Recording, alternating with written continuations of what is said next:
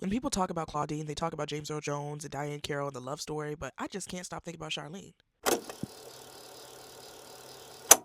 Charlene is forced to experience the effects of motherhood before she even gets to be a mother herself. She's caregiving, she's absorbing her mother's stress, and she's watching love get negotiated through systems. So when she does eventually become pregnant, it's not an act of rebellion, it's repetition. What really stayed with me throughout this entire film was the way that anger moved between the women.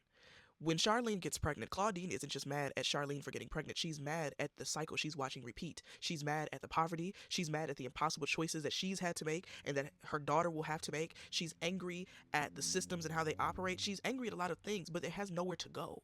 And so it goes into her children. See, when a lot of people watch this film, they talk about Rupert and they talk about Claudine, and sometimes they even talk about Charles, but not a lot of people talk about Charlene.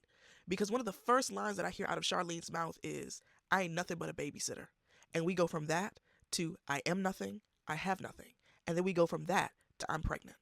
And I think that's what made the film stick with me so hard because it showed how responsibility can harden someone before they even get the chance to be soft. When Charlene is found out to be pregnant, Claudine does rage at her, but I don't think it was just because Claudine was angry at her daughter. I think it was really her rage at the system and the realities that she knew her daughter would have to face. When they follow up sitting at the kitchen table and Charlene is telling her her ideas and hopes of what she plans to do, Claudine gives her the hard truth and reality. I don't think it was to punish her. I think it was her frustration coming out at Charlene and her frustration at the system as overall about how unfair this whole situation was going to be. And I think that layer was such a necessary subplot to be added because it added a harsh reality and level of honesty to the film. To not just talk about the love story and the trauma and all of that, but to also show how cycles can repeat. Because in systems like that, the reality is sometimes the real inheritance isn't money, it's anger.